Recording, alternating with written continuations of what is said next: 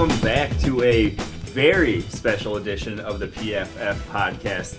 Those three idiots that you see in that outline of the picture on the PFF Podcast are all, for the first time, in the same room together recording a podcast. I'm Mike Renner, joined by Sam Monson, Steve Palazzolo. Sam is finally in the United States. How does it feel? Welcome to America, Sam. Thank you. I'm here. It's moved in, settled. I had to give the truck back today, though. That was disappointing. I'm now driving around in a Kia until they give me a social security number. It's a big disappointment. It is. It really is. You have a nice bed that I posted on Twitter the other day. It looks nice. Not mine as much as my 4-year-old daughter's, but yeah, the right idea. But yeah, we're here now, and now we can podcast in person. We can podcast in person. We're going to be doing a little AFC preview here, but first, Steve's got to talk to you about how well he's doing in his new fantasy football teams here. I love my new way to play fantasy football through playdraft.com or Draft. Just search Draft in the App Store. It is a best ball league, meaning you're going to draft your team and then keep the same team the entire season and not even worry about trades, waiver wire, injuries. They will take your best players every single week. Drafting is simple and easy. You've got two different ways to do it. You got a fast draft and a slow draft. The fast draft was my favorite. Cranked out a draft in under an hour. The slow draft, you get 8 hours per pick, so you can trudge your way through it. And the best part about this whole thing is you can win actual money. So you put up a little bit of money. There are prizes to win. And we have a special here at PFF. We will give you a free $3 best ball game when you make your first deposit. All you have to do is use the promo code PFF when you sign up. So it's at playdraft.com or Draft. Search Draft in the App Store. You get a free $3 game that you can win actual money with when you use the promo code PFF. I like my team so far. I'll probably have 5 or 6, maybe 10 teams so far this season. And the best part about it, games just never stop. You can always join. You can join anytime during the season. And you can play other sports as well. So highly recommend playdraft.com or Draft, promo code PFF. I'm trying to work up the courage to play one of those like $100 leagues, and because I think I'm working up to it. Because I think I'd win, and then you make a couple thousand, then it's like real deal money. Your ego is way too much for fantasy football. I think. What you really got to ask yourself is that fair on everybody else? I know. You're going to walk in there and just steal all the money. Well, the inside info that you have from PFF, Edge, and Elite, almost makes it like just a little extra job on the side, right? Let's get into the previews, though, and talk about, first up, the AFC East and your Super Bowl champion, New England Patriots. We're going to go team by team here. Just some stats off the hoof here, some from a season ago. In coverage last year, they were a very man-heavy team. They ran the 7th most man in the NFL, a lot of cover 1. They also ran, though, a lot of cover 2, 6th most at 22.9%. They don't blitz. They blitzed 25th most in the NFL last year, only 25% of opponent snaps. On the other side of the ball, they're a very downhill sort of man-power sort of run scheme. I think that's always been their calling card in the Bill Belichick era. So I don't see that changing anytime soon. I don't really see any of those numbers changing going into this year. Steve, these are your boys. You're from the New England area. What are their biggest strengths heading into the season? And I know that's a fairly obvious question to ask. Tom Brady might be the answer. No, I mean, when you look at the team, obviously coming off a Super Bowl championship, and they added pieces to both sides of the ball. So adding a Brandon Cooks to that offense, who I think can be a versatile player on the outside and in the slot. Adding, they lose LeGarrette Blount, but they're going to replace him with a combination of Rex Burkhead, Mike Gillislee, kind of classic New England, grabbing these mid-tier type of running backs and probably going to make them into productive running backs. One of them's going to grab 10 touchdowns because they're in the red zone all the time. And then, defensively going with Stephon Gilmore. I think the big story in New England this offseason, they wanted to trade or potentially trade Malcolm Butler for a first-round pick, but instead he's back. So instead of just picking up Stephon Gilmore and trading Butler, they have two guys that are, Gilmore's going to be a better press type of corner in that system, I think. So Gilmore and Butler on the outside, they added pieces to what's already probably the best team in the NFL. So on paper, looking good. I was going to say, are they better this year? Is that possible? And they added airplanes. That's a big thing. Added 2 airplanes. They got their own planes. It's amazing. But you mentioned they don't blitz, right? Yes. So that puts a lot of pressure on the back end. And yes, they mix up coverages and all that stuff. But if they're not creating pressure, they never create pressure really at a high rate, but it's still a question mark. Even though they've had success playing like that in the past, a lot of pressure on a guy like Trey Flowers, to really step up, take his game to the next level. But it looks like they're a little bit thin up front as far as pure pass rushers go. Well, that was the thing last year. They sort of didn't have any edge rushers, so they almost eliminated the position from their defense. They used their edge rushers to drop into coverage more than they dropped 8 into coverage more than anyone else in the NFL last year, and basically just took those traditional 3-4 outside linebackers and made them play outside linebacker, made them cover. They didn't ask them to rush the passer. They asked the interior guys to rush the passer, and I think that's where they have guys who can actually do it, like you mentioned, Trey Flowers, and they drafted his teammates, Dietrich Wise, who will also capable of that as well. So one of our favorite picks. I think you see even more of that this year. Yeah, and they're very good at scheming pressure from guys that aren't necessarily off or outside linebackers, but end up rushing from outside linebacker spots. So whether it's defensive backs coming out of the slot, or whether it's Hightower who kind of mills around in the middle and then ends up looping around and basically rushing as an outside linebacker, they're pretty good at scheming that pressure and replacing the fact that whoever guys they have out on the edge can't necessarily win one-on-one.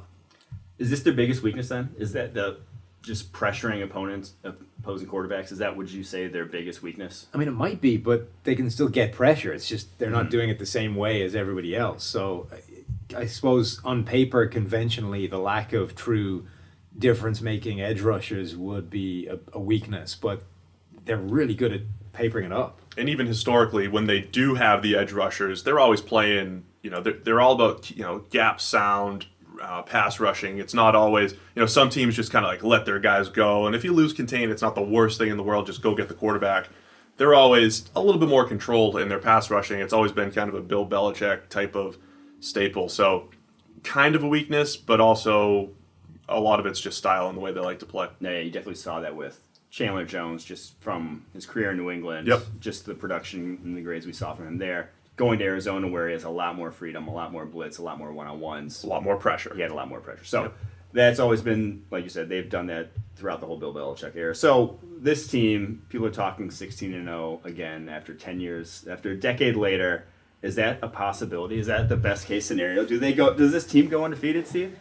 I mean, I think it's a possibility. It's very unlikely. That 2007 team always remembered for losing the Super Bowl and not going 19-0, but only one team in history has gone 16-0, and there's a reason for it. It's pretty difficult to do. And just recently, it was 2 years ago, quirky things happen in the season. You have injuries, so I'd say no, they're not going 16-0. But on paper, like we said, if Rob Gronkowski's healthy, I mean, they made the Super Bowl run with him not there after week 10 or so, whatever it was.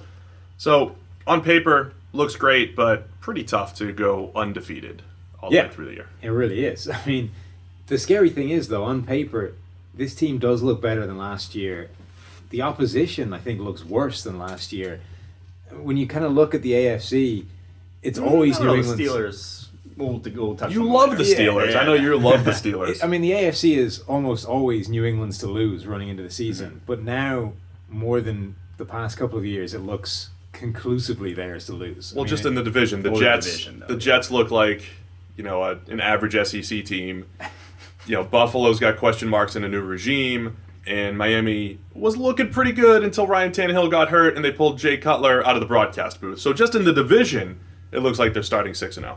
Yeah, I think SEC fans will fight you about that. That's a bottom 5. Well, SEC Hackenberg team. would. Well, we'll get to him. We'll get to that later. So worst case scenario, I feel like even the worst case scenario is like Tom Brady getting hurt, but even then it's like or just looking 40 games. Yeah, worst case scenario for this team is like 12 wins. Yeah, I was gonna say even him getting hurt might not even be the worst case. Him like completely losing his arm would be the worst case because they couldn't bench him. Possibly, you wouldn't be able to. What did they go last year? Was it 3-1 with him not there? Yeah, and Jacoby Brissett started 1 of 2 of those games. Was it 1? They were running the option. Yeah. They looked like they were dressed like Navy and playing like Navy in that game.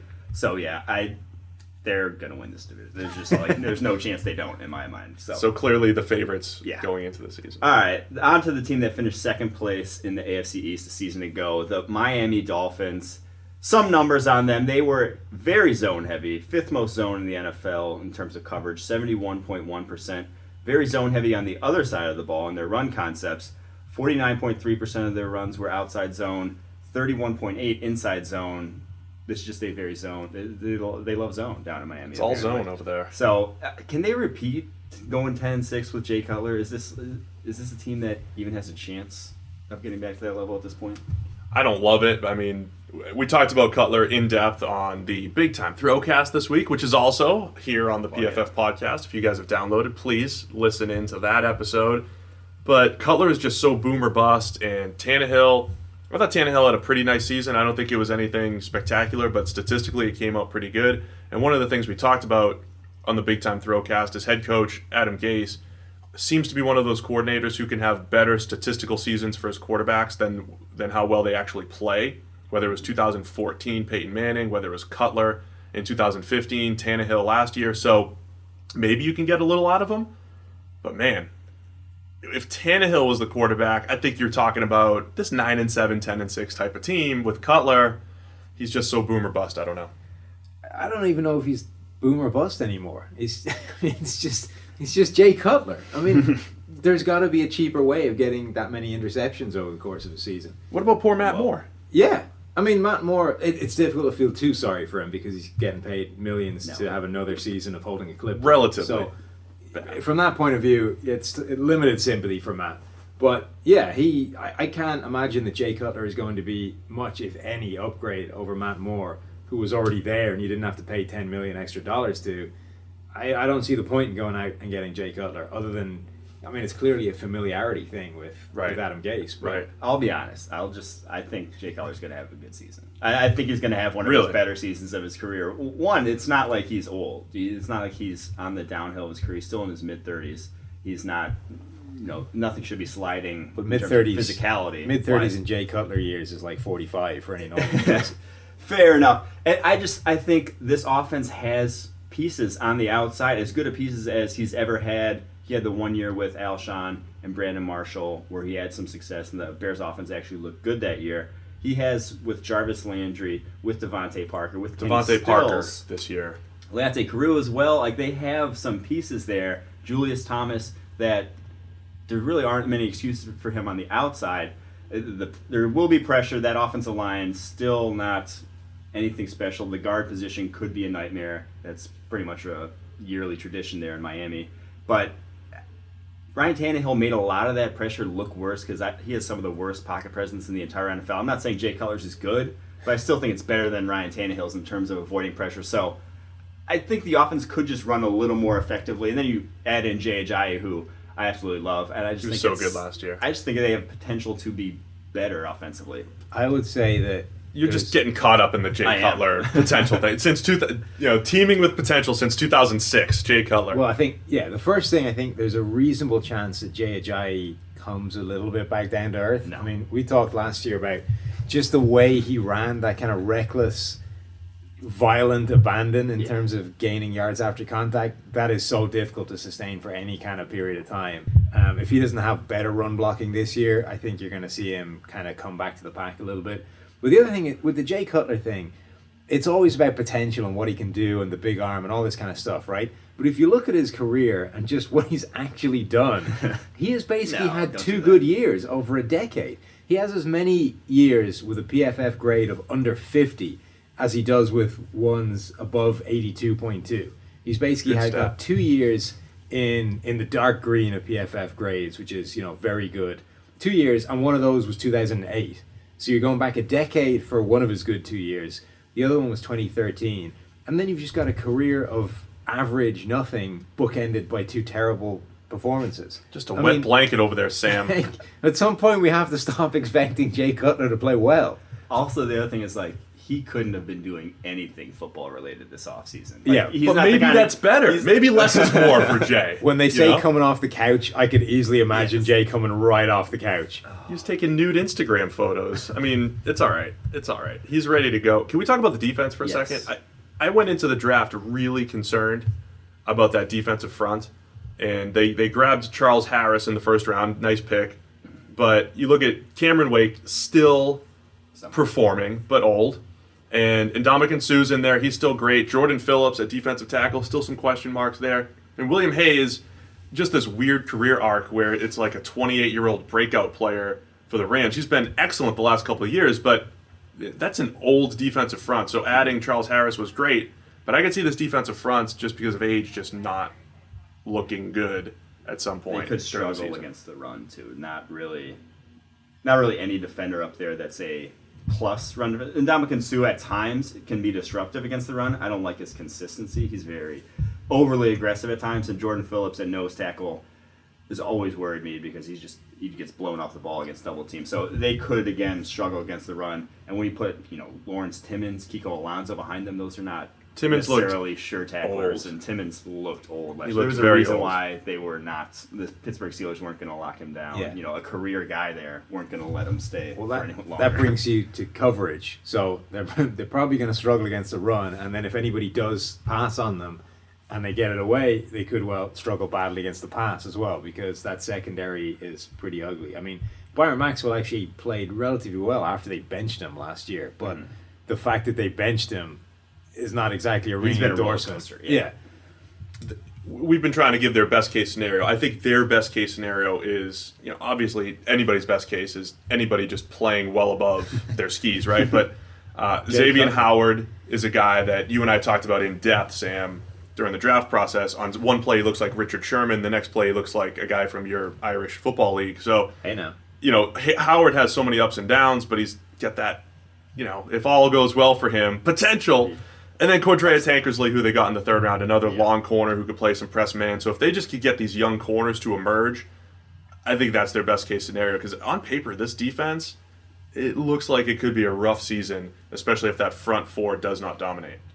Yeah, I don't see them getting back to 10-6. I could see them having the type of season where things just don't go right and it's 5-11, 4-12 type of. I just really, because I think the breaks went very much their way last year to go 10-6.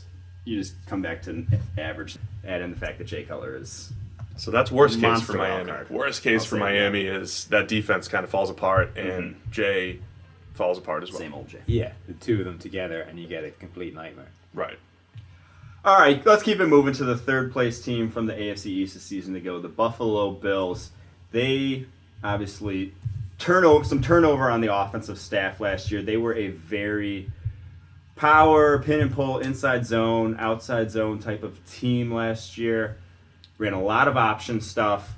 I'm really interested to see, though. I've heard that they are going to be very outside zone heavy here with Rick Dennison, their new offense coordinator. It just does not seem like the fit to me, does it? You think about the personnel in that offense, it just doesn't seem like that's going to maximize. I thought they maximized so well the talent they had last year, and they had a fairly good offense. That's not why they didn't make the playoffs last year. It was the defense's fault. But what do you think about the new offense coordinator here, Sam? Well, last year, they did some really, really creative stuff with Tyrod Taylor and with the backfield they had. They were the number one rushing offense. Yeah, and you would see stuff from the Bills that you only saw really in college. The kind of really creative zone stuff, the option stuff. And they need that, because if you're going to have a quarterback like Tyrod Taylor or like Cam Newton in Carolina, you can't just run a conventional offense. You have to integrate some extra threat to take advantage of what they can do on the ground. And there's no point in having those guys if you're not going to do that. And the Bills did it really well last year. The worry is that they go away from that this year and they just try and have more of a conventional NFL-style offense. You try and shoehorn Tyrod Taylor into being a more standard drop-back pocket passer. You don't take advantage of what he can do on the ground as much, and you basically just make yourself less dangerous as a result of it. And, Steve is busy assassinating Tyrod Taylor at the moment. I just watched him pretty closely recently, and there were some things that stood out as negatives. Yeah, that's cheating. Enjoy the deep ball. If you're going to go through and watch every single play of this, it's just going to take all the fun away. But, if you're going to try and play to his weaknesses, essentially, you're not going to get the most out of what you could get at that offense. So my big concern there is that they go away from all the creative stuff and suddenly you don't have the league's best rushing team anymore, because from a personnel standpoint, man-to-man, they don't have that. There are better teams out there across the board, but teams that weren't as creative schematically. So if they do that and they're just suddenly relying on having a conventional quarterback, you've got problems. And then you have to have something come of that defense, because they completely fell to pieces last season. I'm with you on the offense there. And when I was watching Tyrod and another guy that we broke down this week on the Big Time Throwcast in depth, the positives are his ability on the ground. He's rushed for over 500 yards each of the last 2 years. You have to take advantage of that.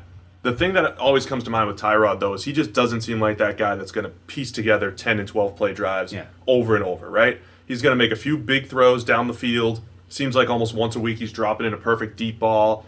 But that makes for an inconsistent offense, one that's going to go 3 and out, 3 and out, 3 and out, and then boom, deep ball, and you're right back in it. The other thing, too, he holds on the ball so long, so he's not going to just win in the quick game. And a lot of times that leads to those plays where he can extend and, make some big plays. It also leads to extra sacks. We assigned him with 15 sacks himself last year. So not blaming the offensive line, completely putting the blame on him. So those are the types of things that you're getting with him. And because of that, I'm with you. Creative running game, a little bit of a simpler passing game. What he does well is take care of the football. 4th lowest percentage of turnover-worthy plays last year.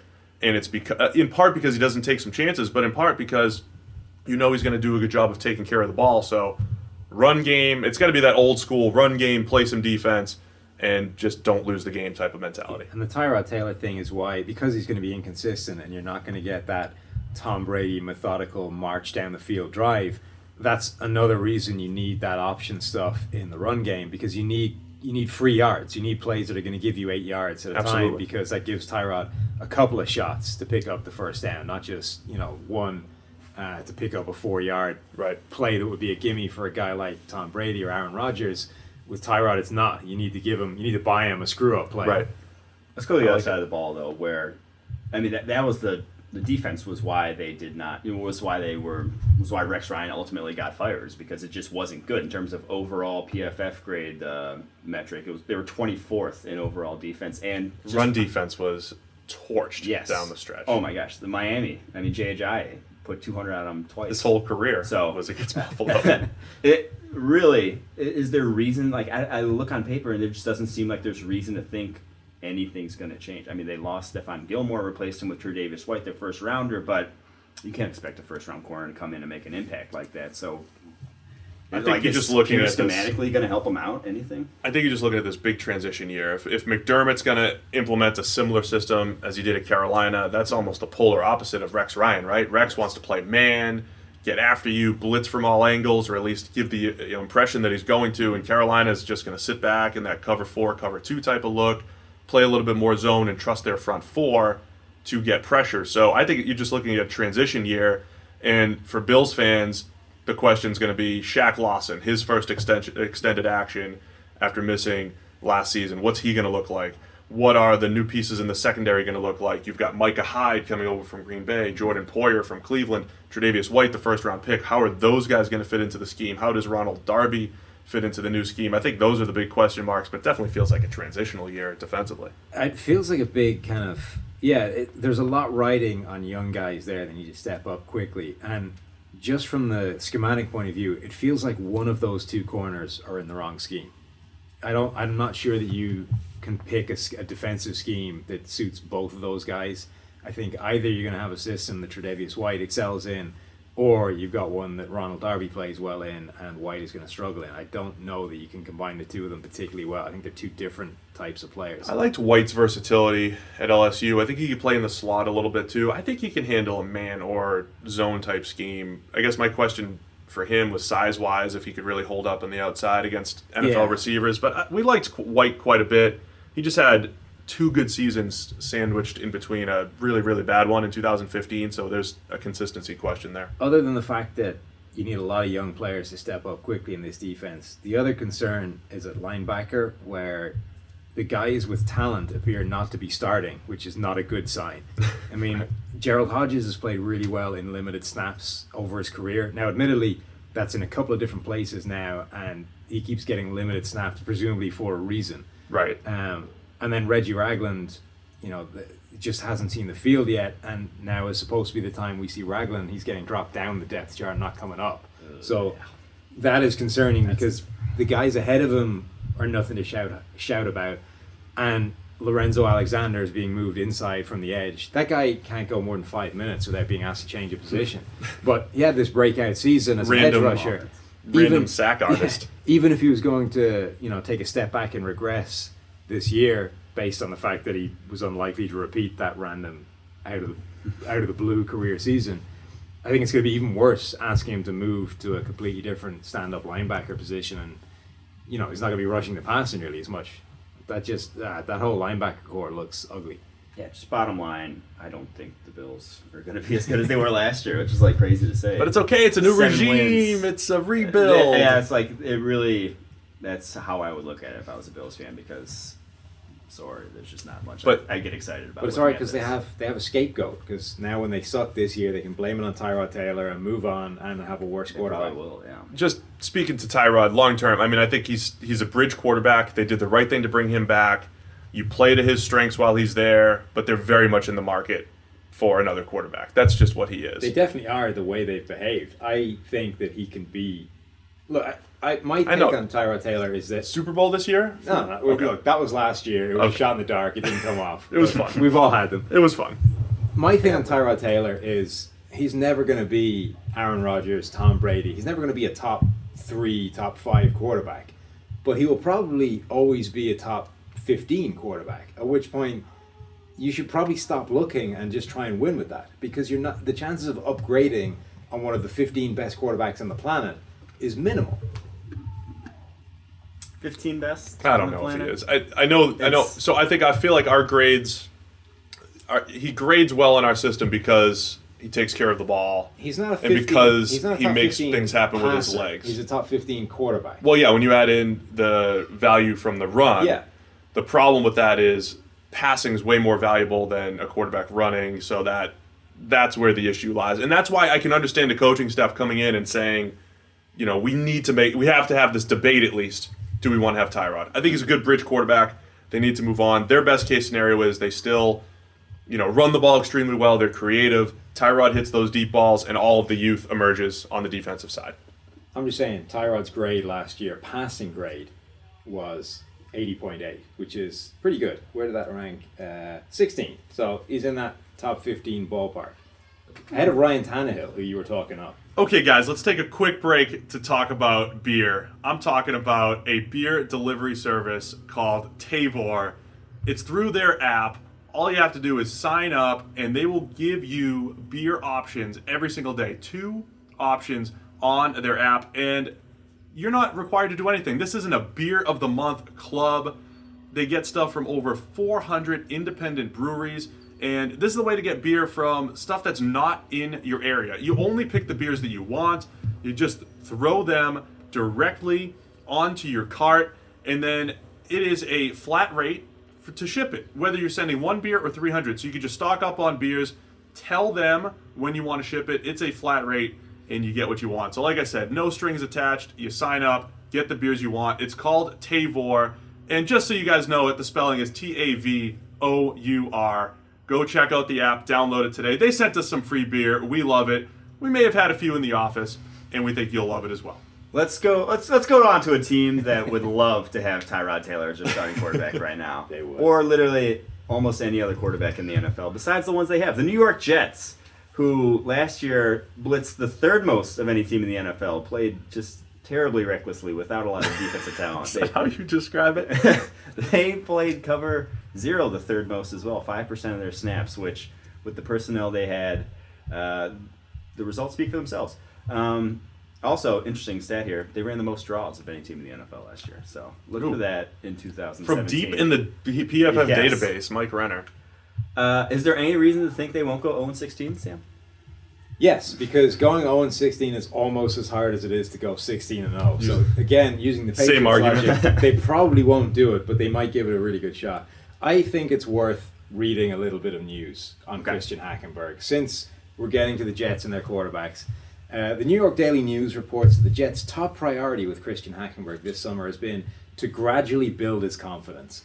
Hackenberg has been mostly working with the twos. The team apparently believes he's best served by racking up some layups against the second-team defense. The prevailing sentiment is that Hackenberg is still holding on to the ball too long. Whichever way you look at it, it's hard to classify Hack's sophomore summer as promising, or what the Jets need to see.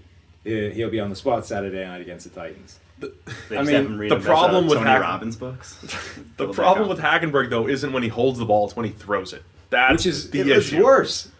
It's just straight accuracy. It's not even. Honestly, I don't even think he was a bad decision maker at Penn State. It wasn't like he was just chucking balls to linebackers all the time. He was just, I mean, sometimes, but he was just wildly inaccurate. That's the problem with Hackenberg, is that it's all of it. I mean, there's not one problem with Hackenberg. There's like 6, and all of it is bad, and none of it, like, you look at these guys, running backs tends to be the opposite. Every year there's a running back who everybody kind of consensus agrees is better than he's going to go in the draft. There's a guy who's going to go in the 3rd round. Everyone knows he's going to be a productive starter and will succeed in the NFL. Hackenberg was the other way around. He's a quarterback everybody knew was going to suck. Like, you just look at the tape, and he was a catastrophic passer. There is no way you could be an NFL quarterback with the level of accuracy he had. So either you're saying that you can improve him by like 15% in terms of accuracy, or he can't be an NFL quarterback. And that's the problem. There was just no, he's got upside and stuff like that, supposedly. But also he didn't. But he did. There was, even when we went back and graded his freshman year that everybody was touting, we were like, you know what happened freshman year? He threw jump balls to Allen Robinson, who was awesome. Yeah, and then that's what happened. But he looks like a quarterback. He's got the NFL size, the arm. For a start, his arm wasn't that great. And then he measured in the combine, and he wasn't particularly, NFL prototype size either. At which point, I mean, Kellen Moore is a better quarterback than Christian Hackenberg, and I love Kellen Moore, and I don't even think it's close. But once you take away all of that, what's left on the positive end of Hackenberg? It's the smile. Okay, we've trashed him enough.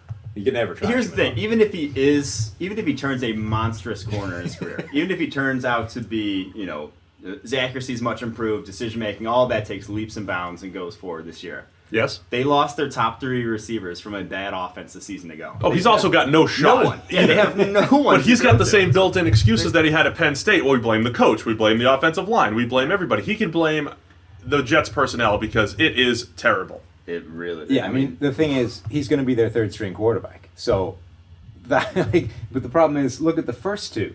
Josh McCown, who couldn't play in Cleveland last year, and his entire career basically hinges off 6 games where Mark Trestman, I don't know, bribed the devil or something to get him playing well. And then Bryce Petty, who doesn't look particularly handy either when he's put on the field. So they have this quarterback competition where there can be no winner. Mm-hmm. Are you suggesting that Jets fans just go listen to 2 episodes ago here on the Pro Podcast where we break down the NFL draft and talk about all of the potential first-round quarterbacks? I think that's where Jets fans should spend their Saturdays watching some Pac-12 football, some Sam Darnold, Luke Falk, Josh Rosen, and just look into the future because I think that's what the Jets are looking at They have this a year. good D-line, though. Yeah, silver lining. It's a pretty good D-line. So let's talk about their best case scenario. What is the best case scenario for Dude, this I team? honestly think it's 2 wins. I don't see how they could win more. If they win 3 games this year, I will. They looked pretty good. Look, they played above their skis in 2015. That was first year, new regime, new defense. They were aggressive on D. That covered Reeves 0. Was actually alive still at that point. Jarrell Reeves could still play some at that point. Yeah, but I mean, you were looking at this aggressive. Yeah. You're right, but it was an aggressive man coverage defense that they played above their heads a little bit. Maybe they could sneak a few wins out behind scheming on defense and that defensive line. But the offense looks pretty poor. The best case scenario is that at some point Matt Forte has to play quarterback and they just run an option-heavy offense, and that's it. Forte. All trick plays all the time. This is the least talent I've seen offensively in the last decade, easily. It's horrendous. Yeah. All right. Listen to the draft podcast. Draft podcast. On to the AFC West, where last season the Chiefs were your champions. They are a man-heavy team. They played the most man coverage of any team in the NFL last year. 53.5% of opposing quarterbacks dropbacks. They also go a lot of cover 3, 31.2% of that. So they're a cover 1, cover 3 type of team. Offense is very varied. They do a lot of different stuff, but it comes down to the quarterback position here. It has been what everyone's talking about in Kansas City. You have the big arm Patrick Mahomes, who can actually run a full offense, and then you have Alex Smith, who has never seen a 4-yard hitch he didn't want to throw. So poor Alex. What do you make of? Are the Chiefs going to stick with Smith, and is it going to be anything different than That's the what question. we've always seen it with Over under on when Patrick Mahomes gets on the field, because NFL teams just can't avoid that trigger. They get that first round quarterback. Everyone wants to sit him for the first year, and nobody ever has the patience to see it through. I keep coming back to Alex Smith is the get you on the green quarterback. It's the way I describe it. He'll get you on the green. It's just a really, really long putt, right? And maybe one year he hits that long putt, but then you have Patrick Mahomes, who is the complete opposite. He's going to miss a whole lot of greens, but man, when he hits it, he's going to be within 4 yards of the cup. And that's why they got Patrick Mahomes. I think they were just so fed up that last year they're the number 2 seed. They're going up against an average Pittsburgh Steelers defense. They were not very good. They're at home and they can't score points in the playoffs. And they just said, look, Alex Smith, there is something to him being on winning teams. I do believe it. He takes care of the football. You've got good defense. There's a style that he has that lends itself to winning football. But I think they're just saying, look, we just can't win a championship with him. Is it going to be a 2012 Kaepernick situation where Alex Smith takes him to a certain point and then Mahomes swoops in? I could see it. I will say that analogy was great.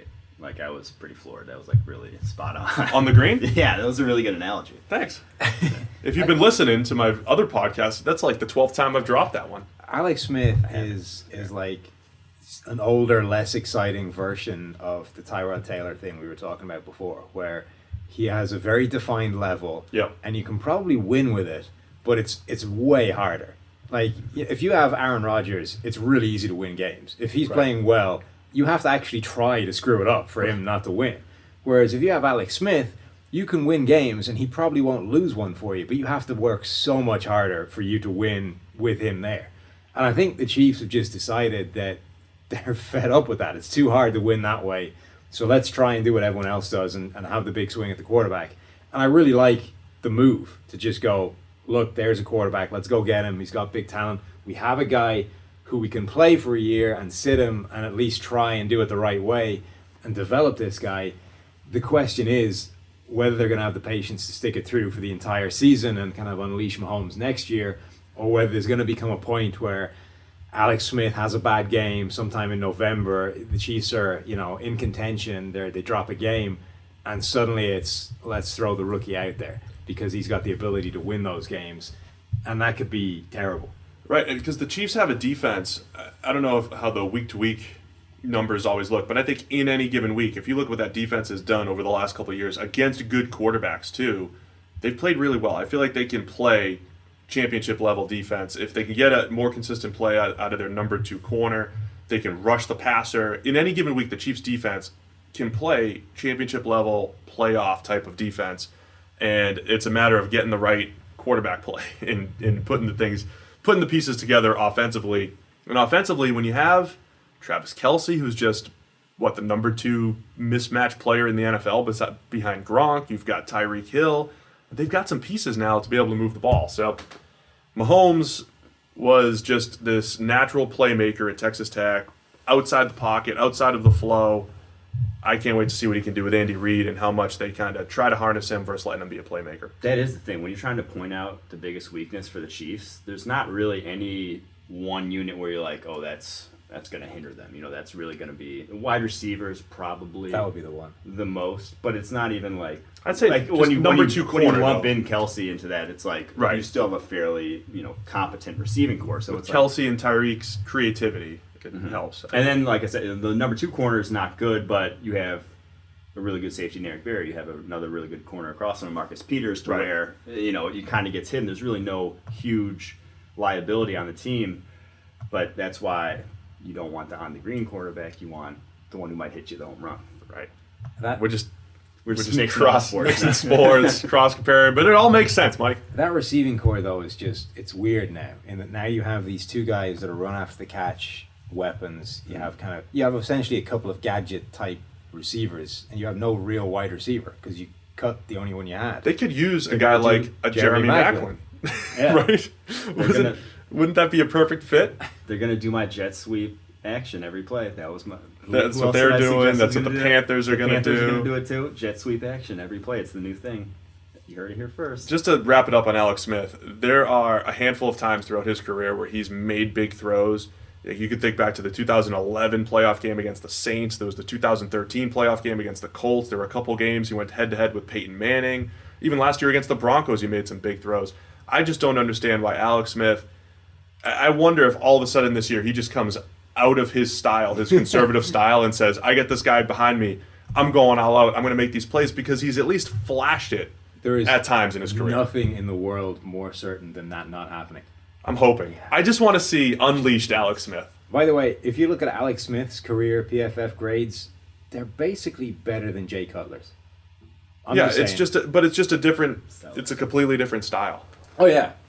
And you know what you're going to get, and that's why I said he's a top 3 guy at avoiding turnover-worthy plays every single year. You know what you're going to get, but you're not going to get the big-time throws, the chunk plays. You know what you're going to get. It's the safe brand of football that keeps you in football games. He has 6 straight seasons with a PFF grade of 80 or above. Yeah, he's solid for what he is. The construction of the grade's important, though. Yeah, no, he has he is. The phrase I always use with Alex Smith is he is pathologically conservative. Pathologically, I like it. Cannot throw the deep ball. Even like you can imagine, he sees a guy streaking open deep, and there's just like beads of sweat rolling down his forehead as he knows, I should be throwing this now. It should be in the air.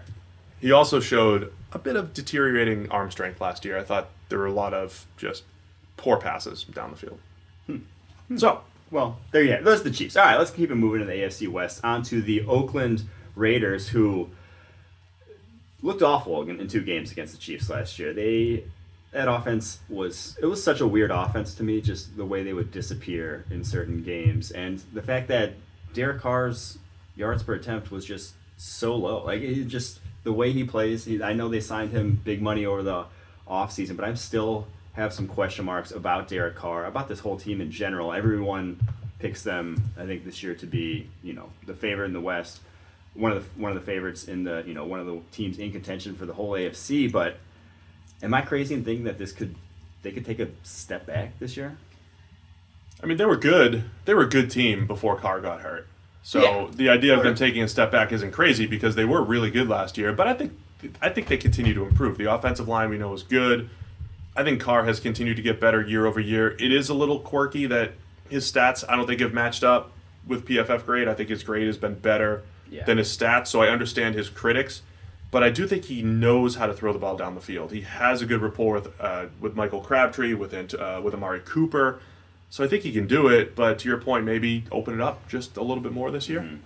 I think they were better than good last year before Carr got hurt. They were the team that looked most likely to challenge the Patriots, and then Carr went down in one play and their season's over, like instantly. That was it. And I think they've gotten, at least most teams have gotten better on paper in the offseason, with the exception of the Jets. Poor Jets. Some teams are not going to actually be better. That's just the way it works. But at least they look a better side. And I think they were better than they showed by the end of last year, because Carr went down hurt. With the exception of somehow being unable to play the Chiefs, they actually looked, I think, the second best team in the AFC. And it wouldn't shock me if they were that again, if they were the closest side to challenging the Patriots. Got to ask about Mike and I. You and I talked about this. Marshawn Lynch usage pattern. Yes. So we both have our opinions on that from previous podcasts here that you guys can download. How do you use Marshawn Lynch, Sam? How you easing him in? You saving him for the playoffs? You just go? How would you use Lynch here? Usage pattern is a nice phrase. I've never heard that one before. Yeah, I like it. Marshawn Lynch is Marshawn Lynch. You put him out there and you run him. That's just I don't anticipate it being a case of Marshawn Lynch having a certain number of carries that he can have this season before he starts to wear down and deteriorate. He's either capable of playing again for another year, or he's not.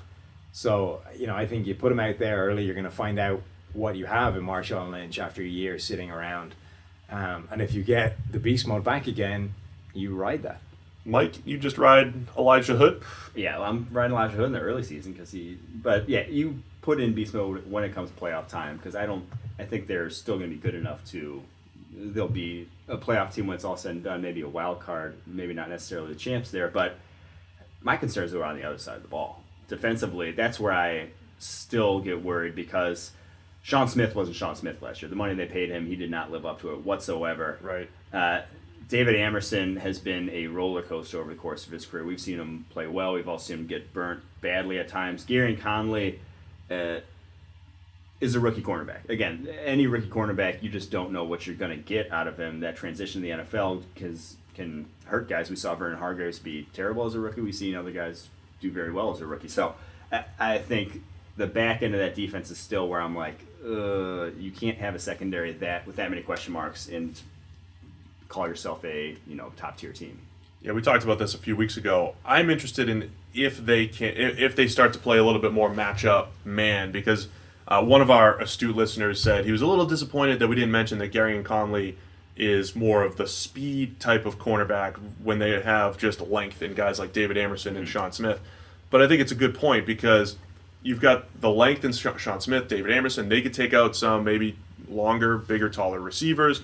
Gary Conley, I think, is versatile enough to play man, play off. He is a little bit faster. And then Obi Melifonwu, the other draft pick, huge guy that can cover tight ends. I don't know if it's this year, but they've got some good pieces in place. I think Reggie Nelson's one of the better free safeties in the NFL, and Carl Joseph is year 2, versatile, strong safety who can play all over. So on paper, if all of these guys click, this is a great secondary. But I just don't know what you're really getting from David Amerson, Sean Smith, and Gary Conley. I think those cornerbacks are a It will be question. interesting if they go more man heavy, because last year they were lean zone. 66% of their snaps were in zone. A lot of cover 4, a lot of cover 6. They ran those 36% of the time, one of the higher rates in the NFL. And guys like Sean Smith, he had his best year in playing man in Kansas City. Playing press, like you mentioned, Gary Conley looked at his best in college at Ohio State when he was in man, and then just the weapon of Obi Melifonwu guarding tight ends.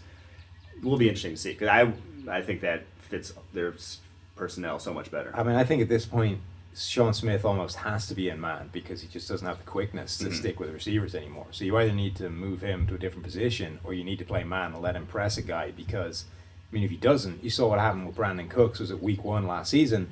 He didn't get close to touching the guy. He just let him have a free release. Cooks just ran around him, like just took a circle path around Sean Smith and ran clean down the sideline for 90-something yards and a touchdown. I mean, we mentioned, I think the last time we talked about the Raiders, that this secondary feels to me like they might just be a year, they might just miss the whole thing clicking by a year. Right. Either the older guys are going to go off before the younger guys get it, or you're just not going to, they're going to have, their final year, I think, is going to come too quick for those young guys to reach their potential and kind of join the collective and be this really good secondary. It feels like they're just going to miss that by a year, and as soon as those young guys actually get it, they're going to have to replace the guys that have passed on. Guys like Reggie Nelson you're going to have to find a new free safety. No, I'm with you there. Best case, if they all do click this year, and the offense continues to move forward, they are one of the better teams in the AFC. That's the thing. I could see them going anywhere from like 13-3 to 8-8. I just really don't know what to make of that defense right now. All right, on to the Denver Broncos, who we've talked about a little bit. They went through some coaching changes. Obviously, Kubiak out, Wade Phillips out. And we talked, me and you, Steve, about how we thought that defense was perfectly schemed for them. They ran man coverage, the 4th most in the NFL. They ran a lot of cover 4, a lot of cover 6, a lot of 2-man. They blitzed a lot, 4th most in the NFL there too. And on offense, they ran a lot of outside zone. They ran the most outside zone of any team in the NFL. So I thought that defensive personnel was perfect for what they had, and you change it at all, and you're kind of just going to take a little bit of a step back. Is this defense going to be even close to what we saw in the 2015 version that took them to the Super Bowl? So that would be my concern. Go back to when we were talking about the Dolphins and their schematic breakdown, zone heavy and all that. That's where head coach Vance Joseph came from. Previously, he was with Cincinnati. Same thing. Cover 4, 6, 2. Those zone heavy type of schemes. I don't know that he's going to completely implement that type of style. But I think, you talked about, Sam, how the Raiders were the biggest threat to the Patriots. In my head, the Broncos, even though they didn't make the playoffs, were the biggest threat to the Patriots if they made the playoffs, because that defense had the ability to, maybe shut down that offense. Maybe the only team that could shut down the Patriots' offense. So, the defense was so good the last couple of years. Last year, I think they were held back by Trevor Siemian in the pass game at quarterback. So, to get the defense to maintain that level, I think they have to keep things similar schematically. I'm just not sure they're going to do that under Vance.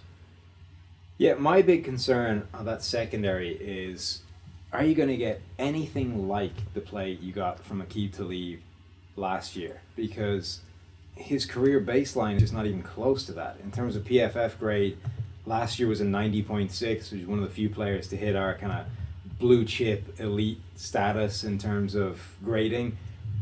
Basically, his baseline to that point in his career has been 10 points lower than that, which is a huge amount in terms of overall quality. So we saw this guy last year who was this legit shut-down cornerback, could go one-on-one with the best receivers in the game, take them out of things, at least limit them to an extremely poor day at the office.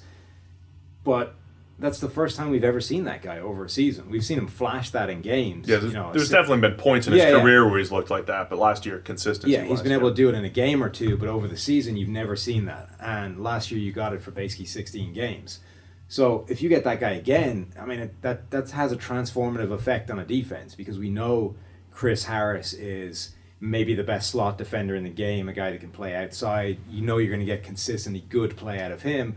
If you team him with a guy who's a legit shutdown number one guy, I mean, that automatically gives you one of the best secondaries in the NFL, regardless of what happens in the two safeties and the slot, or the nickel corner.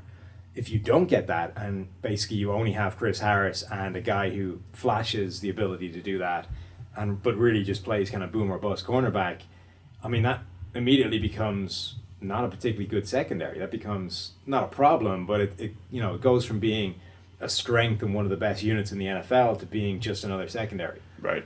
It's almost comedic that we're talking about our concerns defensively when, like, worst case scenario, this is still a top 10 defense. Like, there's almost still going to be a good defense. Like, worst case scenario, all still the Von concerns, Miller and talent. It's like all the actual concerns fly on the offensive side of the ball. Well, there you have it. That's the AFC East and the AFC West. We'll be breaking down the North and South early next week.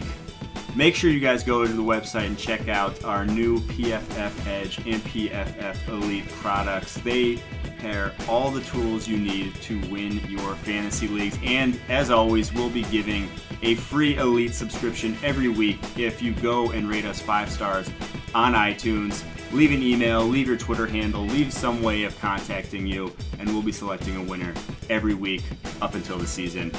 Talk to you next time.